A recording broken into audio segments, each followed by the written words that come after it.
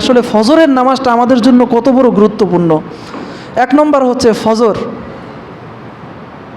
কোরআনুল কারীমের মধ্যে একটা সূরা আছে সূরাতুল ফাজর, শুনেছেন নাম? সূরাতুল ফাজর। একটা তো সূরার নামই আছে সূরাতুল ফাজর, ফজর নামে। এরপর আল্লাহ পাক রব্বুল আলামিন এই সূরার মধ্যে ফজর নামে কসম করেছেন, ওয়াল ফাজরি ওয়ালায়ালিন আশর। আমি ফজরের ওয়াক্তের ব্যাপারে কসম করলাম, ফজরের ব্যাপারে কসম করলাম। আমরা কসম করি কার? মায়ের কসম, কোরআনের কসম, দামি বস্তুর কসম করি। আল্লাহ পাক রব্বুল আলামিন আমাদেরকে বুঝিয়েছেন, হে আমার বান্দারা, ফজরের জামাতের নামাজের ওয়াক্তের অনেক গুরুত্ব আছে, এই জন্য আমি নিজে কসম করলাম। সুবহানাল্লাহ। ওয়াল ফাজর, ফজরের কসম এক। এর দ্বারা বোঝা যায় কি ফজরের সময়ের অনেক গুরুত্ব।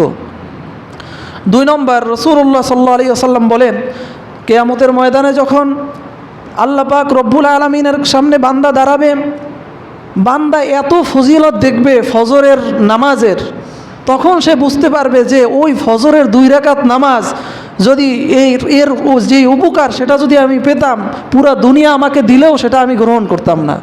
রাসূলুল্লাহ সাল্লাল্লাহু আলাইহি ওয়াসাল্লাম বলেন, রাকাতুল ফজরি খায়রুম মিনাদ দুনিয়া ওয়া মা ফিহা। ফজরের 2 রাকাত নামাজ দুনিয়া এবং দুনিয়ার মধ্যে যা কিছু আছে সব কিছু থেকে উত্তম। সুবহানাল্লাহ। এখন আমরা যারা জীবনে ফজর দেখিই না চোখে, আমাদের অবস্থাটা কি? এত বড় কল্যাণ আমরা বঞ্চিত হচ্ছি। 3 নম্বর, রাসূলুল্লাহ সাল্লাল্লাহু আলাইহি ওয়াসাল্লাম বলেন, কোনো ব্যক্তি যদি ফজরের নামাজ পড়ে, আল্লাহ পাক রব্বুল আলামিন তার নিরাপত্তার জিম্মাদারি নিয়ে নেন। সুবহানাল্লাহ। তার নিরাপত্তার জিম্মাদারি আল্লাহ তাআলা নিজে নিয়ে নেন। সুতরাং সে আর নিরাপত্তার ব্যাপারে তার কোনো টেনশন থাকবে না। ফাহুয়া ফি জিম্মাতিল্লাহ, সে আল্লাহর জিম্মার মধ্যে চলে যায়। কিছু ফেরেশতারা আছে যারা এই দিনের যে সমস্ত কাজ আছে এগুলো করে, দিনের বেলা তারা ডিউটিতে থাকে, আর রাতে একদল ফেরেশতারা এই রাতের বেলায় কাজ করে। কোন জায়গায় কি আছে সব কিছু তাদের দায়িত্বে থাকে। রাতের বেলায় যারা কাজ করে তারা এই ফজরের সময় আসমানে চলে যায়, আর আসমান থেকে দিনের বেলায় যারা কাজ করবে তারা আসে। এই 2 দল ফেরেশতা একত্রিত হয় এই ফজরের সময়। ওয়াতাজতামিউ মালাইকাতুল লাইলি ওয়া মালাইকাতুন নাহারি ফি সলাতিল ফজরি। ফজরের নামাজের সময় দিনে কর্মরত ফেরেশতারা এবং রাতে কর্মরত ফেরেশতারা সবাই একত্রিত হয়। একত্রিত হওয়ার পর যারা আসমানে চলে যায় তারা আল্লাহ পাক রব্বুল আলামিনের কাছে গিয়ে সাক্ষী দেয় যে বান্দাদেরকে তারা কিভাবে দেখে এসেছে। আল্লাহ তাআলা তো সবই জানেন, তারপরও ফেরেশতাদেরকে সাক্ষী রাখার জন্য জিজ্ঞাসা করেন, হে ফেরেশতারা, আমার বান্দাদেরকে তোমরা কি অবস্থায় দেখেছো? ফেরেশতারা বলে, আল্লাহ দিয়াবাড়ি মসজিদের 1 কাতার মুসল্লি হয়েছে, অমুক অমুক অমুক। ডাইরেক্ট ফেরেশতারা সাক্ষী দেয়। ওয়াতাজতামিউ মালাইকাতুল লাইলি ওয়া মালাইকাতুন নাহার, এই দুটো ফেরেশতারা একত্রিত হয়ে বান্দাদেরকে দেখে। আমরা যে মসজিদের মধ্যে তালিম হয় ফাজালে সদাকতের মধ্যে এসেছে, আজরাইল আলাইহিস সালাতু ওয়াস সালাম দেখেন কে কত সুন্দর করে নামাজ পড়ে, কে কিভাবে নামাজ পড়ে। যে যত সুন্দরভাবে নামাজ পড়ে তার রূহ কবজের সময় সে তত সহজ করে দেয়। সুবহানাল্লাহ। এই কিতাবের মধ্যে আছে। রাসূলুল্লাহ সাল্লাল্লাহু আলাইহি ওয়াসাল্লাম বলেন, বাশশিরিল মাশিইনা ফি যুলমি ইলাল মাসাজিদ। ওই ব্যক্তিকে সুসংবাদ দাও যারা অন্ধকারের মধ্যে মসজিদের মধ্যে গমন করে। ইশারের নামাজে অন্ধকার থাকে, ফজরের নামাজে অন্ধকার থাকে, তাদেরকে কি সুসংবাদ দিবে? বিনূরিম মিনাল্লাহ ইয়াউমাল কিয়ামা। আল্লাহ পাক রব্বুল আলামিনের পক্ষ থেকে নূরের সুসংবাদ দিন। এর আগে আমি একদিন বলেছিলাম যে কিয়ামতের ময়দানে অন্ধকার থাকবে, সবার নূর লাগবে। মুনাফিকরা বলবে যে মুমিনদেরকে, যে তোমাদের কাছে তো অনেক আলো, আমাদেরকে একটু আলো দাও, আমরা একটু পথ চলি। তখন ওই মুমিনরা বলবে যে যাও, নূর তো এখানে না, নূর পিছনের দিকে। তখন তারা পিছনে যাবে, আর সাথে সাথে আল্লাহ তাআলা তাদের মাঝখানে দেয়াল ফেলে দিবেন। দেয়ালের ওই পাশে তারা আটকা পড়ে যাবে। কোরআনের আয়াত সূরা হাদীদের মধ্যে এসেছে। এরপর রাসূলুল্লাহ সাল্লাল্লাহু আলাইহি ওয়াসাল্লাম বলেন, যারা সূর্য ডোবার পূর্বে এবং সূর্য উদয়ের পূর্বে যারা নামাজ পড়ে, আল্লাহ পাক রব্বুল আলামিন তাদেরকে জাহান্নাম থেকে মুক্ত রাখবেন। লা ইয়ালিজা, তারা কখনোই জাহান্নামে প্রবেশ করবে না। সুবহানাল্লাহ। অন্য হাদিসের মধ্যে এসেছে, মান সাল্লাল বারদাইনি দাখালাল জান্নাহ। যারা 2 ঠান্ডার মধ্যে নামাজ পড়ে, এক ঠান্ডা হলো আসরের পরে ঠান্ডা হয়ে যায়, আরেক ঠান্ডা হলো ফজরের সময়, এই 2 ঠান্ডার মধ্যে যারা নামাজ আদায় করে তারা জান্নাতের মধ্যে প্রবেশ করবে। ফজর এবং ইশারের নামাজের মধ্যে উপস্থিত হওয়াটা এটা হলো মুমিনের লক্ষণ। নেফাকি থেকে মুক্তির ঘোষণা।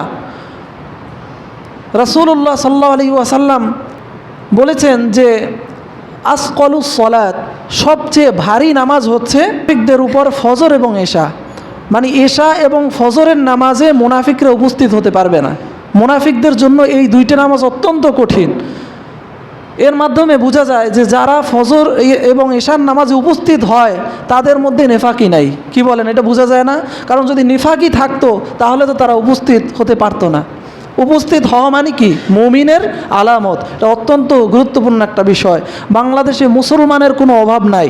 যদি আল্লাহ না করুক যেভাবে পরিস্থিতি তৈরি হচ্ছে, যদি যুদ্ধ শুরু করে দেয় তাহলে বাইরের দেশ থেকে কোনো দাদাবাবুর আসার প্রয়োজন নাই। আমাদের কি বলে দিলে আমরা নিজেরাই, বাইরের মানুষও দরকার নাই। মসজিদের অর্ধেকের বেশি মুসল্লি আর অর্ধেকের সাথে মারামারি করবে, কারণ সবাই তো মুমিন না। অর্ধেক মুনাফিক অর্ধেক মুমিন, অথবা মুমিন অল্প মুনাফিক বেশি। এখন রাসূলুল্লাহ সাল্লাল্লাহু আলাইহি ওয়াসাল্লাম এটা নিজেই বলেছেন যে কোনো মুমিনদের জন্য এই এশা এবং ফজরের নামাজে উপস্থিত হওয়া সহজ। নবীজি হাদিসের মধ্যে বলেছেন অমুক ব্যক্তি উপস্থিত হয়েছে, যে না, তারা উপস্থিত হয় নাই। আসকালুস সলাতি আলাল মুনাফিকিনা আল ইশা ওয়াল ফজর। মুনাফিকদের উপর এই এশা এবং ফজরের নামাজে উপস্থিত হওয়া অত্যন্ত কঠিন। একজন আল্লাহওয়ালাকে জিজ্ঞাসা করা হলো, আচ্ছা এই ফজরের সময়ের আবহাওয়াটা এত নির্মল কেন, এত সুন্দর কেন, এত স্নিগ্ধ কেন? সে বলে যে কারণ হচ্ছে এই বাতাসের মধ্যে কোনো মুনাফিক কাফেরদের বিষাক্ত শ্বাস লাগে না, কারণ ওই সময় তারা ঘুমান্ত থাকে ঘরের মধ্যে, যার কারণে এই বাতাসটা এত নির্মল থাকে। সুবহানাল্লাহ। একবার হযরতে ওমর রাদিয়াল্লাহু তাআলা আনহু দেখলেন যে একজন সাহাবী সে ফজরের নামাজে উপস্থিত হয় নাই। যত মানুষই হোক, এটা যদি আপনারা ইমাম হতেন আপনারা বুঝতেন, খবর নেওয়া যায়, একবার তাকালেই বোঝা যায় আমার কোন মুসল্লিটা আসে নাই, কোন মুসল্লি নাই। তখন ওমর রাদিয়াল্লাহু তাআলা আনহু বললেন, কি ব্যাপার, সে কোথায়, সে তো আজকে আসে নাই। তখন ওমর রাদিয়াল্লাহু তাআলা আনহু সকালে বাজারে বের হলেন। পথিমধ্যে তার বাসা ছিল, ঘর ছিল, তার ঘরে গিয়ে জিজ্ঞাসা করলেন, কি ব্যাপার, সুলাইমান কোথায়, সে কেন আসলো না? তার মা বলে যে সুলাইমান তো কালকে সারা রাত ইবাদত বন্দিগির মধ্যে কাটানোর কারণে শেষ রাতে তার চোখ আটকে গিয়েছে, সে আর উঠতে পারে না, সে ঘুমিয়ে পড়েছে। সে ফজরের নামাজ পড়ে তারপর ঘুমিয়েছে। হযরতে ওমর রাদিয়াল্লাহু তাআলা আনহু বলেন যে আমার কাছে আমি উত্তম মনে করি তার এই সারা রাত্র ইবাদত না করে সে যেন ফজরের নামাজে উপস্থিত হয়। মানে সে যদি সারা রাত নামাজ না পড়ে ফজরের নামাজে উপস্থিত হতো, সারা রাত্র নফল ইবাদত না করে যদি ফজরের নামাজে উপস্থিত হতো, এটাকে আমি ওমর পছন্দ করি এবং ভালো মনে করি। সুবহানাল্লাহ। ফজরের নামাজে জামাতে উপস্থিত হওয়ার এত গুরুত্ব। রাসূলুল্লাহ সাল্লাল্লাহু আলাইহি ওয়াসাল্লাম বলেন, মান সাল্লা সুবহা ফি জামাতিন, কোনো ব্যক্তি যদি ফজরের নামাজ জামাতের সাথে পড়ে এবং এশারের নামাজ জামাতের সাথে পড়ে, ফাকা আন্নামা সাল্লাল লাইলা কুল্লাহু, কেমন যেন সে সারা রাত দাঁড়িয়ে ইবাদত বন্দিগির মধ্যে কাটিয়ে দিল। সুবহানাল্লাহ। কত সহজ করে দিয়েছেন আল্লাহ তাআলা এশারের নামাজ এবং ফজরের নামাজ জামাতের পড়ার। এই জন্য ফজরের সময় আমরা সবাই জামাতে শরীক হব ইনশাআল্লাহ। কি আমরা পারবো তো ইনশাআল্লাহ?